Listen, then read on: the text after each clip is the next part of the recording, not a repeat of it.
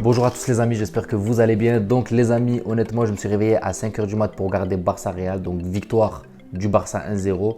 Et je vais être honnête, je ne regrette pas de m'être levé aussitôt parce que si on garde vraiment le contenu du match, on enlève les changements illimités et on garde le contenu du match, ce qui s'est passé, les frictions entre les joueurs, l'ambiance du stade, c'est digne d'un classico et on ne dirait vraiment pas que c'était un match de pré-saison. Les joueurs ils étaient à fond, ça jouait bien, il y a eu du mouvement, mais on va parler de ça. Avant tout, je voulais faire juste une petite parenthèse pour ceux qui ne me connaissent pas.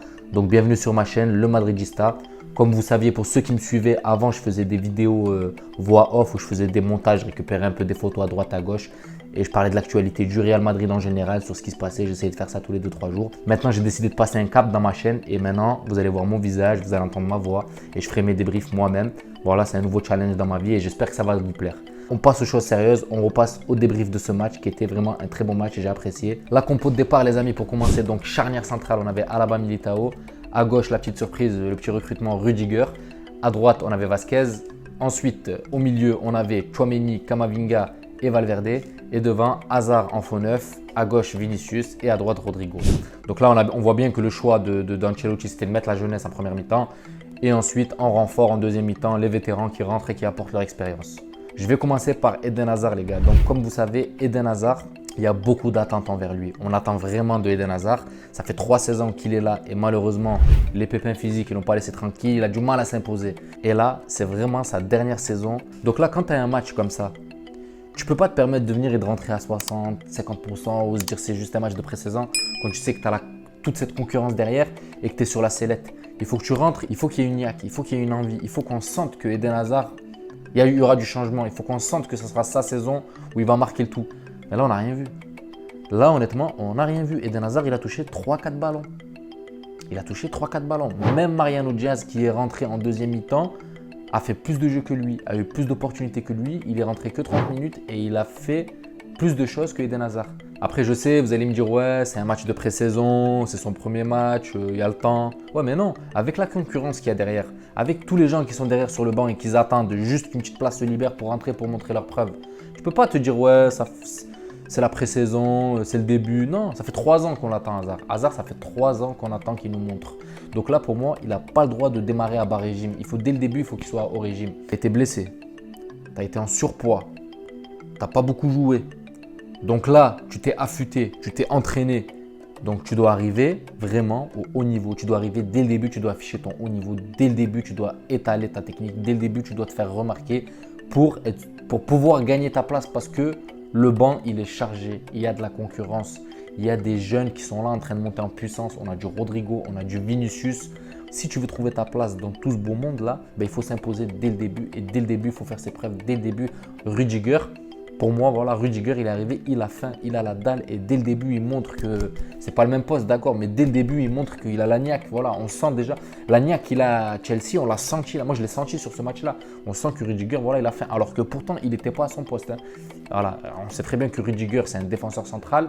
Là, il a été testé à gauche, mais on sent quand même qu'il a faim. Mais on va revenir sur Rudiger. Donc voilà, les gars, en conclusion, Hazard, pour moi, mauvais match de sa part. Donc Hazard, il va falloir vite monter en puissance s'il veut prouver cette année. Et ça commence là, dès les matchs de pré-saison, il va falloir vite monter en régime parce que je pense que ça sera vraiment sa dernière chance au Real Madrid. Très bon match de Rudiger, même si pour moi, voilà, il a été mis latéral sur ce match-là. Pour moi, Rudiger n'est pas un latéral. Il est trop lent pour être un latéral. Et on l'a vite vu avec Araujo qui lui a mis un grand pont et il lui a mis une pointe de vitesse. Il a eu du mal à le rattraper, Rudiger. Je pense que Rudiger a fait bonne impression sur ce match-là. Il a fait très bonne impression. Il a été costaud. Voilà, mis à part où il s'est fait bouffer sur ce grand pont, on a bien vu sa lacune. C'était la vitesse. Voilà, on a bien vu que ce n'est pas un joueur de vitesse, mais c'est quelqu'un qui est bien sur ses appuis. C'est quelqu'un qui c'est ou le joueur ou la balle qui passe. C'est pas les deux. Et je pense qu'on a besoin d'un joueur comme ça, un joueur emblème en fait. Il pourrait faire joueur emblème comme Ramos. Ramos, c'était un joueur emblème. C'était un mec qui tenait sa défense centrale. Et je pense que Rudiger peut bien prétendre à ce poste-là. Rudiger, il a l'expérience. C'est pas quelqu'un de jeune. Il a quand même 29 ans. Bon recrutement.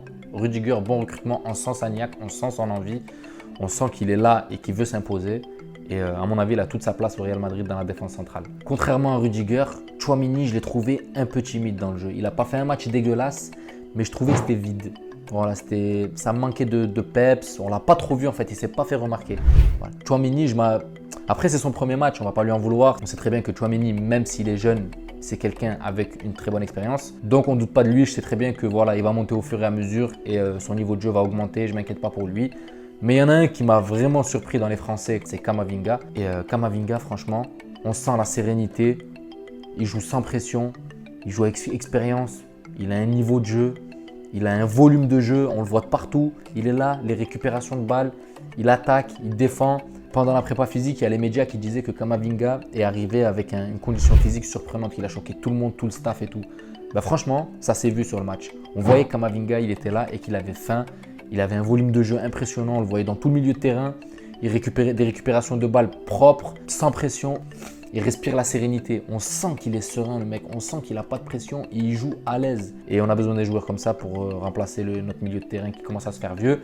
Et Camavinga, je pense que ça sera un des joueurs vraiment à privilégier dans ce milieu de terrain. Donc pour moi les gars, la deuxième mi-temps du Real Madrid était meilleure que la première mi-temps. Du fait que les vétérans ils sont rentrés en jeu, ça a apporté un peu plus d'expérience, il y avait plus de technique, les mouvements c'était plus fluide. Donc on sent vraiment que voilà, les Kroos, Modric, Casemiro, ils apportent vraiment dans le jeu du Real et c'est vraiment les piliers. Donc il va falloir petit à petit, je pense ne pas changer les trois d'un coup. Mais voilà, garder un vétéran avec la jeunesse et voilà, faire la transition petit à petit.